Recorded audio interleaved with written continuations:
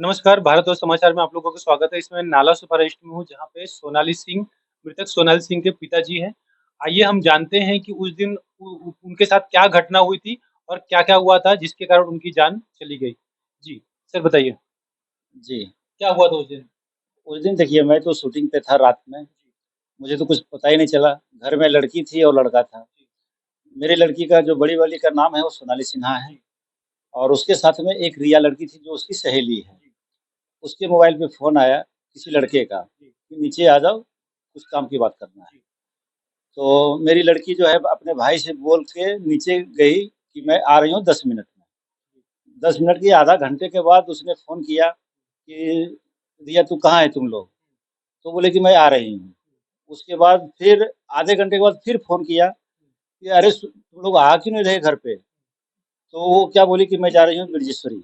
कौन बोली? रिया। और कितने बजे की घटना थी?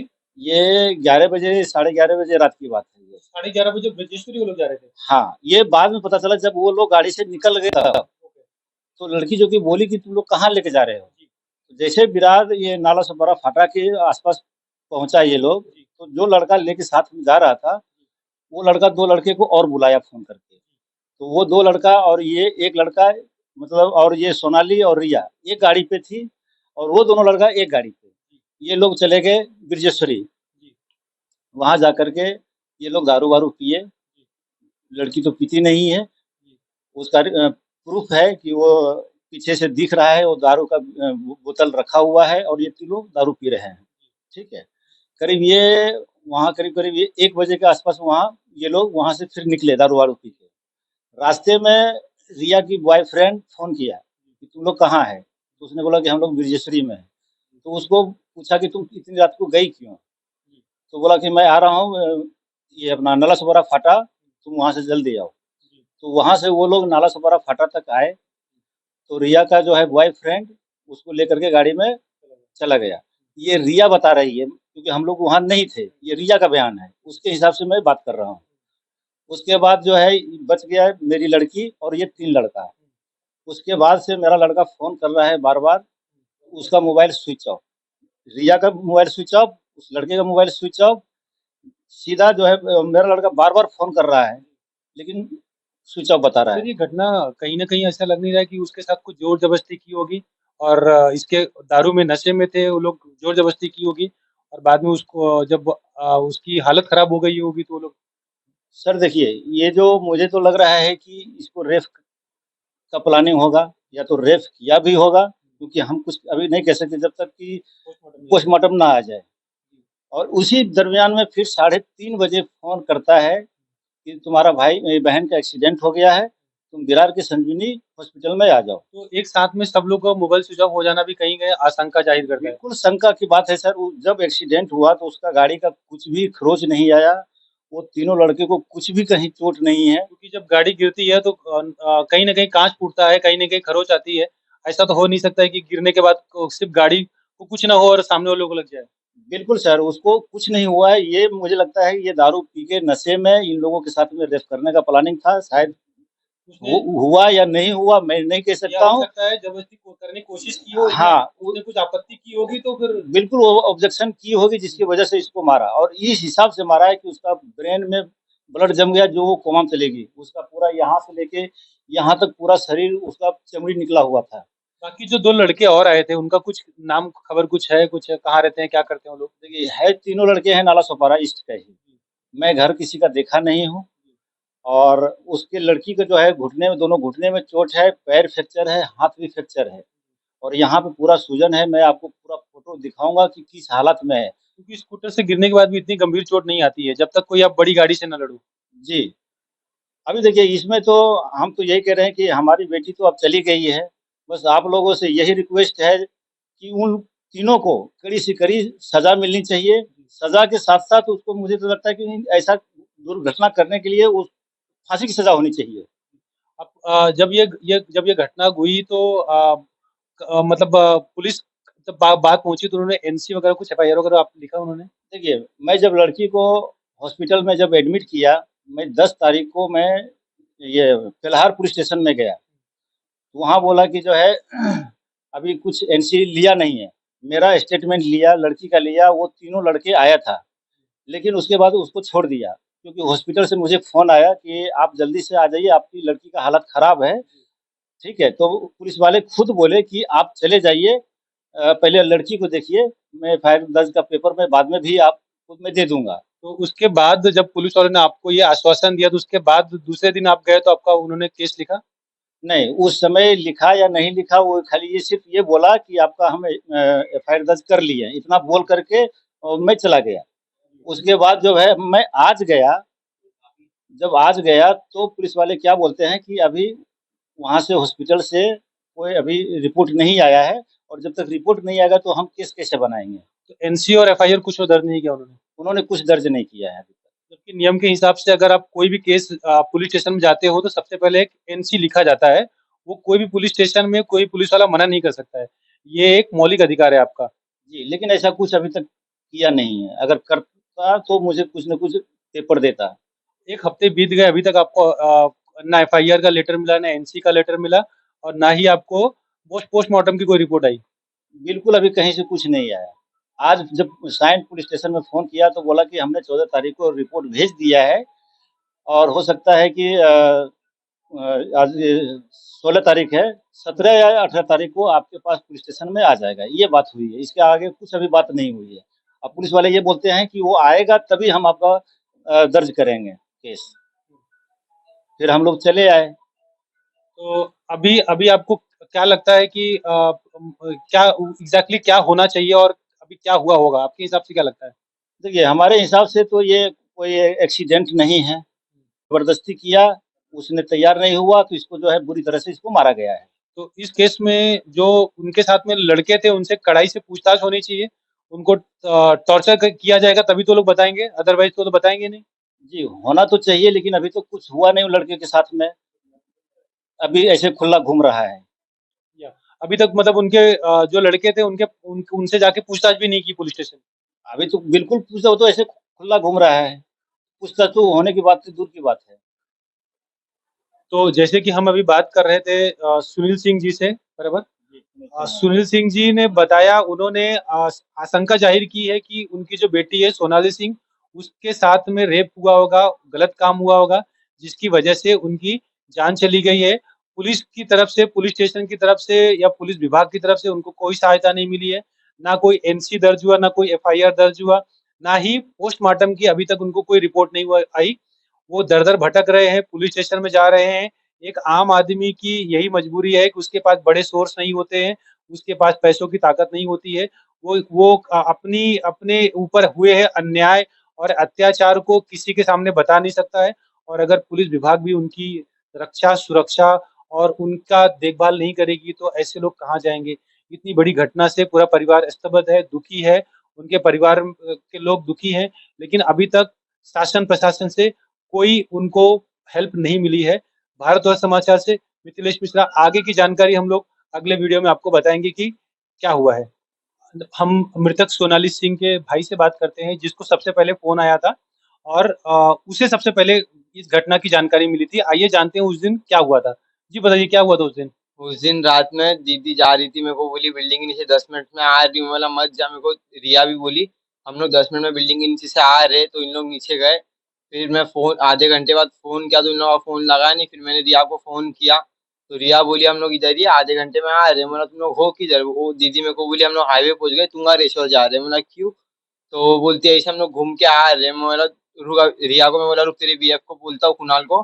फिर मैं मेरी ये बड़ी वाली बहन से मोहिनी से कुणाल का नंबर मांगा, तो उसने नंबर भेजा। मैंने कुणाल को बोला ये तेरी जीएफ इधर गई है ऐसा, तो वो गया। फिर वो जो आकाश है, आकाश को मैं फ़ोन लगाया था, आकाश को मैं फ़ोन लगा रहा था, आकाश मेरा फ़ोन नहीं उठा रहा था। फिर ये 1:30 बजे फ़ोन किया तो ये दोनों जन का फ़ोन बंद आ रहा था। फिर डायरेक्ट आकाश का मेरे को 3:30 बजे रात में फ़ोन आता है। उन दोनों लड़कों का मोबाइल नंबर स्विच ऑफ हो जाता है। हाँ, स्विच ऑफ हो जाता है। तो ये मैं उन लोगों को फ़ोन करता तो उन लोग बोलते इधर-इधर हम लोग का एक्सीडेंट हो गया, हम लोग संजीवनी हॉस्पिटल में। तो मैं बोला रुक मैं आ रहा हूँ हम लोग 10 मिनट में। तो जो रिया का बीएफ है कुणाल, मैं उसको फ़ोन लगाया, बोला किधर है जल्दी आ गाड़ी लेके, हम लोग जाने का, दीदी का एक्सीडेंट हो गया है। तो हम लोग संजीवनी हॉस्पिटल में गए तो देखिए दीदी मतलब कोमा में चली गई, दीदी का हाथ-पैर हिल रहा था। और उधर जितने भी लड़के लोग थे सब ड्रिंकिंग ड्राइव थे, उन लोग पिए हुए थे सब। और उधर के जितने भी फ्रेंड लोग थे सब मेरे को बोल रहे थे कि देख अभी छोड़ ये सब, पहले ये तेरी बहन को देख, उसका ज्यादा सीरियस है। फिर मैं ये उन लोग मेरे को बता रहे कि हम लोग एक्सीडेंट हो गया, हम लोग गिर गए गाड़ी से। और तो जब एक्सीडेंट का हुआ और वो आपकी दीदी संजीवनी हॉस्पिटल भर्ती हुई, उस टाइम पे कोई पुलिस एक होता है वहाँ पे हॉस्पिटल में, नहीं ऐसी तभी घटना के कोई टाइम पे नहीं कोई था। एफआईआर कोई केस उस लिखा वहाँ पे वो लोगों ने? नहीं तभी कोई नहीं था। तो मतलब ये पुलिस की लापरवाही है कि जैसे जैसे कोई भी अगर ऐसा गंभीर केस होता है, सबसे पहले पुलिस वहाँ पे केस लिखती है, तो उन्होंने हॉस्पिटल में कोई केस नहीं लिखा। नहीं लिखा, फिर बाद में आते स्टेटमेंट लिए कि क्या हुआ था, तो मैं ये फिर दो दो पुलिस कांस्टेबल। वालों ने आपसे स्टेटमेंट लिया? हाँ, फिर दो पुलिस वाले आए थे, मेरे को पूछ रहे थे क्या हुआ था, ऐसा। मैं बोला ये मेरी बहन है, गाड़ी से गिर गई थी। तो मैं उन लोगों को बताया था, मेरे को बोलते थे ये मम्मी डैडी किधर है, तो मैं बताया कि पापा तो बाहर है। फिर ये दीदी काम पे गई है, मेरे को बोलते बड़ा कौन है घर पे, मैं बोला अभी कोई तो है नहीं मेरे अलावा, पापा आएंगे सुबह। तो बोलते जब पापा आएंगे तभी बात करना। इतना ही बात हुई थी आप जब हाँ, वहाँ पे गए थे? इतना ही हुई थी बात, पुलिस वाले जी, इतना ही तो बोले। जैसे कि हम बात कर रहे थे सोनाली सिंह के भाई से, जो कि छोटे भाई हैं, हाँ, और उन सबसे पहले घटना के बारे में उनको जानकारी मिली थी। वो बता रहे हैं कि वहाँ पे अ, जब उनकी सिस्टर एक्सीडेंट हुआ और हॉस्पिटल में गई, तो उस टाइम पे कोई भी पुलिस वालों ने केस नहीं लिखा। बाद में जस्ट एक स्टेटमेंट लिखा इनसे बात करके कि एग्जैक्टली क्या हुआ, लेकिन आगे उसके ऊपर कोई इंक्वायरी नहीं आई। जो भी लड़के थे उनके ऊपर अभी तक कोई छानबीन नहीं हुई, ना उनसे कोई पूछताछ हुई है। की जो बहन है उनसे हम लोग बात करते हैं। वो उनका कहना है कि उनको कोई भी पुलिस अधिकारी ने कोई भी सहयोग नहीं किया, उनको अभी तक कोई मदद नहीं मिली, और अगर उनको मदद नहीं मिली तो अपनी बहन को न्याय दिलाने के लिए वो पुलिस स्टेशन के सामने आत्मदाह कर लेंगी। आइए उनसे बात करते हैं। जी, उस दिन क्या हुआ था घटना? उस दिन घटना उसको हम लोग हॉस्पिटल में वो लोग ने लेके आके भर्ती तो कर दिया था। फिर वहाँ से डॉक्टर ने भी ट्रीटमेंट करना कुछ चालू नहीं किया था वहाँ पे। फिर हम लोग साइन हॉस्पिटल एम्बुलेंस बुलाए, एम्बुलेंस में हम लोग बिठाए, उसको लेके गए, साइन हॉस्पिटल लेके गए। संजीवनी अस्पताल में उनकी कोई ट्रीटमेंट नहीं हुई? ट्रीटमेंट नहीं थी, मैंने तो अपनी आँखों से देखा था, मेरे पिताजी ने भी देखा था, वहाँ पे आके कुछ भी सिलाइन वगैरह है, वो सब भी कुछ भी लगाया नहीं गया था वहाँ पे मतलब उसको। अगर सही टाइम पे उनको ट्रीटमेंट मिलता तो हाँ, शायद वो एग्ज़ैक्टली सही टाइम पे अगर उसको ट्रीटमेंट दिया जाता ना, तो उसका उसका ब्लडिंग उसकी ज़्यादा ही फ़ास्ट चली गई थी, और जो ब्लडिंग है वहाँ पे खून जम गया था। और जहाँ पे भी लेके हम लोग एम्बुलेंस के पास भी एम्बुलेंस में उसको लेके साइन हॉस्पिटल में लेके गए थे, लोअर पलर में जो वहाँ पे है, वहाँ पे भी लेके गए। तो उसको लेके जा रहे तो कोई भी भर्ती नहीं कर रहा है, बोल रहा है अगर इसको छुएँगे भी तो ये शायद ऑफ हो जाएगी। सब सब जगह यही बोल रहा था, तो मेरा दिल घबरा था। और उसका जो ऑक्सीजन भी है वो सिर्फ़ खत्म हो रहा था, तो मैं एकदम हाइपर हो रही थी। मुझे नहीं पता, मेरी बहन चाहिए तो मेरी बहन चाहिए। मेरे को सिर्फ़ मेरी बहन ही चाहिए, और वो इतनी शरीफ़ थी, कहीं भी जाती थी, मास्क लगाती थी, और एकदम शांत रहती थी वो, एकदम शांत। पढ़ाई करती थी कि जॉब करती थी? हाँ, जॉब करती थी, वो इवेंट लाइन पे जॉब करती थी और मैं भी इवेंट करती थी। अच्छा, उस दिन उस रात की घटना के बारे में बताइए, क्या हुआ था? आपको कैसे पता चला? मेरे भाई के थ्रू ही मुझे सुबह 5 बजे फ़ोन आता है। मेरा भाई घबरा गया, वो दीदी को कैसे बताऊँ, ये ट्रेन का ट्रैवल करके आ रही है, अगर इसको बता दूँगा कि दीदी आईसीयू में, एकदम घबरा जाएगी ये। तो उसने मेरे को सिर्फ़ 5 बजे बताया, मोनू दीदी हॉस्पिटल में, दीदी का बहुत बड़ा एक्सीडेंट हो गया है। मेरे भाई ने ऐसा बोला। मैं बोली क्या हुआ है? बोल तो सही, क्या हुआ है? वो और कुणाल को फ़ोन लगातार कर रही हूँ मैं, उस रिया के बीएफ को लगातार फ़ोन कर रही हूँ, कुणाल हुआ क्या है? मेरे को बताएगा तो। बोलता है नहीं तू आ जा तब तेरे को पता चलेगा, तू आ जा तब तेरे को पता चलेगा। अरे ऐसे कैसे, तू कम से कम फ़ोन तो उठा के बोल हुआ क्या है ना। रिया मेरे से बात कर रही है, रिया को देखी तो रिया ऐसे बैठी हुई आके, और ऐसे सदमे में बैठी है कि उसको क्या उसने देख लिया है। मैं बोली अगर तू जाती नहीं ना तो ऐसा होता नहीं मेरी बहन के साथ में एक्सीडेंट। मेरा तभी भी मेरा माइंड ऐसा बोल रहा था। और तू उसको पहली बार तो पीछे क्यों छोड़ी? उसको लेके तू गई तो पीछे क्यों छोड़ी तूने?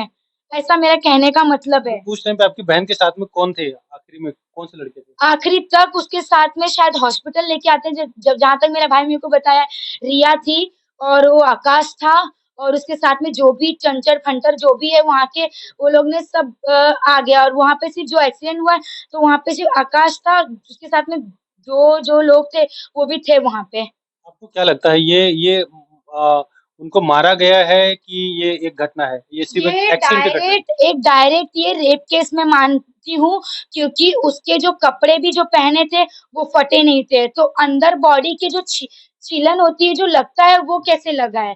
और प्लस उसके मेरे बता दूं तो मैंने जो अंदर से उसने जो पहना भी था ना, उसके अंदर भी ब्लड लगा था, कपड़ों में भी। चाहिए तो बहन के लिए, और वो कपड़े भी डिक्की में मिले, वो लड़के के, जो नीपू है एक लड़का, उसके उसके वहां पे डिक्की में कपड़े पाए गए थे। अंदरूनी जो कपड़े थे वो उनके डिक्की में पाए गए थे। हाँ, जो फटे हुए थे उसके कपड़े।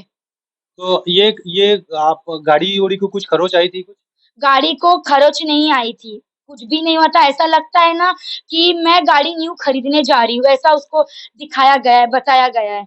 फोटो भी है मेरे पास, और मैं जब वो लड़के का फोटो मैं मांगी कि वो लड़का आकाश कहाँ पर है, उसका फोटो दो मुझे, उसको कितना लगा है, तो उसका भाई को मैंने फोन किया, तो 1-2 घंटे में उसने मेरे को मनीमन 1 या 2 घंटे में उसने मेरे को फोटो भेजा कि उसको यहाँ पे लगा है, यहाँ पे लगा है और यहाँ पे लगा है। तो ये कैसा लगा, जब वो ड्राइव कर रहा था तो उसको आगे यहाँ-यहाँ कहीं लगना चाहिए। वो ऐसा कुछ भी नहीं है। मैं डायरेक्ट बोलना चाहती हूँ, लड़के ने ही कुछ किया है मेरी बहन के साथ में। अगर आप कार्रवाई भी करते जाते हो, तो लड़की का टॉप मिला है, लड़की का अंदर का जो पहनती है वो मिला है, और जो जीन्स पहनती है वो मिला है, और उसकी अगर जहाँ पे जो उसको लेके कहाँ गया भी है, जो संजीवनी विरार में है, वहाँ पे हॉस्पिटल में लेके गया है, उसकी अंदर की पैंटी भी कहाँ है ये भी नहीं पता मुझे। उसकी पैंटी भी होनी चाहिए। सब एक बाई टू बाई सब उसको कार्रवाई करना चाहिए। पुलिस तो यहाँ पे पूरी लापरवाह है। पुलिस ने हर जगह एफआईआर पे दर्ज किया, वो भी एनएसए नहीं किया गया है मेरे हिसाब से। सख्ती से लड़कों से पूछताछ हुई?